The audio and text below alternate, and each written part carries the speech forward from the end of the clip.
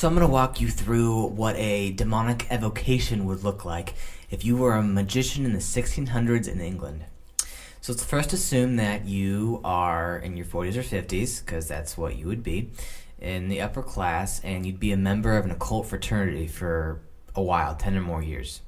You've decided to summon a demon to help you form a friendship with some guy that's going to advance your goals. Form a friendship. You're not friends with him, but you need to be. First, you get a grimoire, which is a book of magic. These have lists of demons in them with descriptions of what the demon does, how to summon them, and it includes their sigil. The sigil is a seal or symbol of the demon. That is its true name. If you have the sigil, you have control over the demon, according to lore. Next, you go through the list of spirits in this grimoire. Find one that works for your goal, that rules that domain that your goal falls under. For example, Glacial Laboles rules friendship. He's the 29th demon of one of the most famous grimoires in history, the Lesser Key of Solomon. You choose him, cool. Next, you're going to perform a ritual cleansing of your body by using water and magical attention. Usually, this is taking a bath. And what this does is this clears your emotional and psychological baggage. The whole idea is using the symbolism of water to will yourself clean. And so you're taking away those energies that your demon might be able to use against you and feed off your negative emotional and psychological baggage.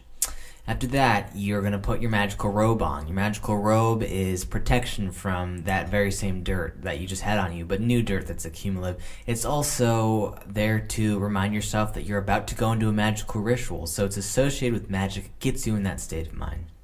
Next, you go into your room that you're going to perform the ceremony in, and you're going to draw a magical circle on the floor. The circle, because you're in the 1600s in England, is probably going to be Christian in symbolism. You're going to use holy names like Yod He Vav He and Agala and Elohim, crosses and hexagrams. And that circle is going to do two things. One, it's going to protect you from all influences outside of it so a demon can't walk into it. And it's also going to unite you with that creator. That is whatever creator you're using with the symbolism that you are. In this case, probably Christian God. Next, you draw a triangle. This is called the Triangle of Manifestation. This is outside the circle. This would be the place where the demon gets evoked to, and it represents the three planes of existence: physical, mental, and astral.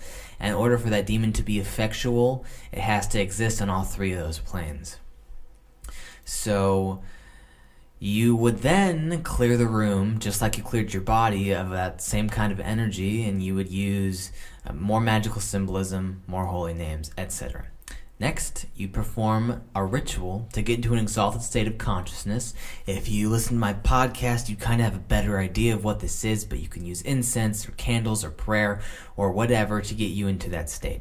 Finally, you start the evocation by drawing the being's sigil in the air with either a magic wand, which is a symbol of your divine God-given will, since in that, in that philosophy, you are created as an image of God. Therefore, you have the one thing that separates him from non-God beings, and that is that divine will. And next, or you can draw the sigil with a magical dagger, which symbolizes your command, your militant command over entities. So you command it to appear in the triangle, and you discuss your problems with it, make a request, promise a reward if it succeeds in fulfilling that request, and then send it on its way. This whole time you would be looking at it as if it's physical. If someone just walked in the room, they probably wouldn't see it at all. It's due to your 10 years or more of training in your occult fraternity that you developed your vision to be able to see that, your astral eyes and your, quote, spirit eyes.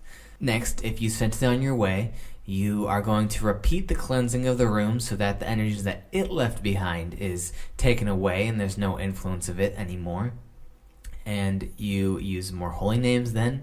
Then you finally erase the circle and triangle, end the ceremony using some symbolism, something like stomping your feet or closing your dagger or something like that.